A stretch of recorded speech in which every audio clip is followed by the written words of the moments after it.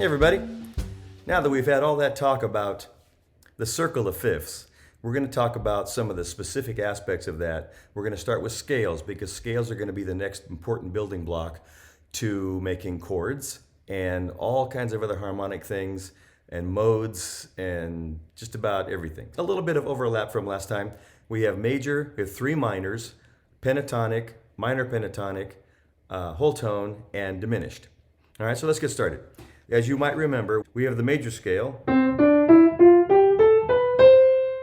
That's the key of C, and you can see where it's step, step, half step, step, step, step, half step.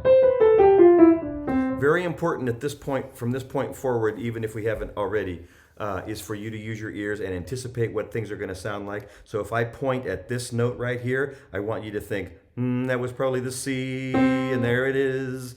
So eventually we'll be doing some ear training, and we will be calling upon our mind's ear to tell us what we're hearing, because we want to hear things in our brain and then be able to play them on our instrument. In this case, is the piano. Okay, from the major scale, we're going to go to natural minor. And here we go again with the step, half step, step, step, half step, step, step. And you can see that we had to add 3 flats to that to make it minor. You might remember that from before. That also means it's a relative to all the different scales that have 3 flats. C minor is the relative minor to E flat major. Now we're going to look at another minor. This is called harmonic minor. It's very similar to the natural minor all the way up.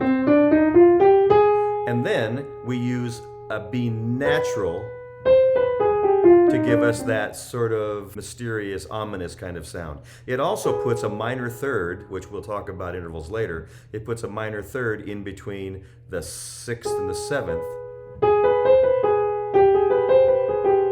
which has kind of a haunting sound to it.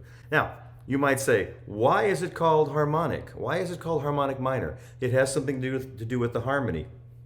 And essentially what happens is when you have a song and you have a cadence has to do with how chords kind of work together. And if you have a C minor, the 5 chord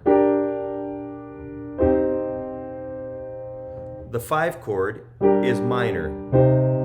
But if you raise the 7th on the C harmonic minor scale, you're going to get a B natural, and that is the 3rd of the 5 chord in C minor.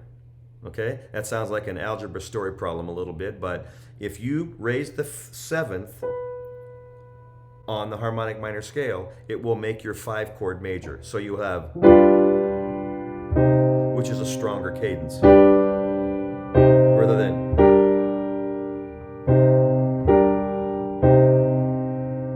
Okay.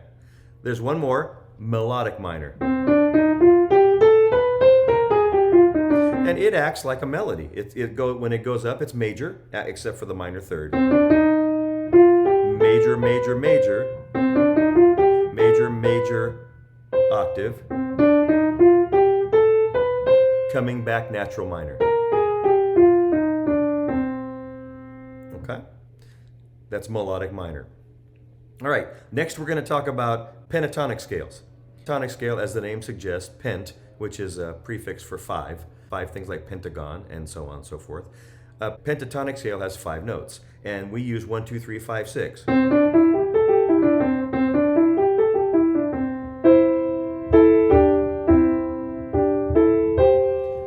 That's the sound. And a lot of songs, folk songs, a lot of Eastern music is based on a pentatonic scale. And it's just those 5 tones. A lot of people start out improvising with just the pentatonic scale. That's the major pentatonic scale, and a lot of times we play a minor pentatonic scale. And it's very interesting because people talk about, gee, what's the minor pentatonic scale? It's a whole different thing. To me, it really isn't, because if you just take these 5 notes and put the A on the bottom, you get the relative minor pentatonic. Does that sound familiar? Just like the other relative scales we had, the relative keys we had. So if we just started on an A, started on the 6, we get 1 minor third, flat 3, 4, 5, flat 7. Pretty sound, right? That's the minor pentatonic. Okay, good. That's at least that's the template that you can use throughout if you want to make another one. Okay, here's another scale that we have. Whole tone. What do you suppose a whole tone scale is? All the tones are whole steps.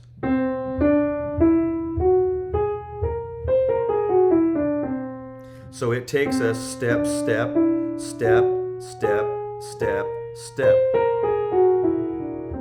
Some people think of this as kind of a dreamy, mysterious quality.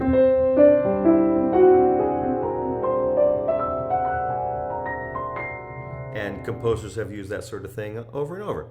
Okay, great. The next scale is a diminished scale, and it is a set of notes that kind of sew together the diminished 7 chord tones. This is the way it was explained to me by the famous Dave Eshelman.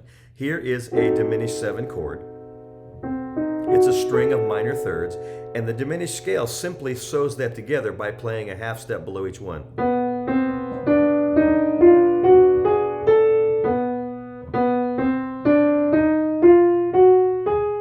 And it ends up being half step, whole step, half step, whole step, half step, whole step, half step, whole step. Half step, whole step, half step, whole step, half step, whole step, half step, and so on. Okay?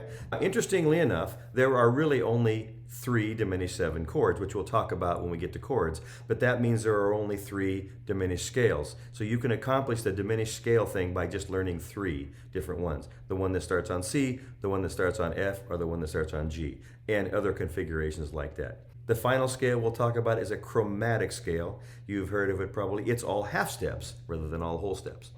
It is every single note. That's a chromatic scale.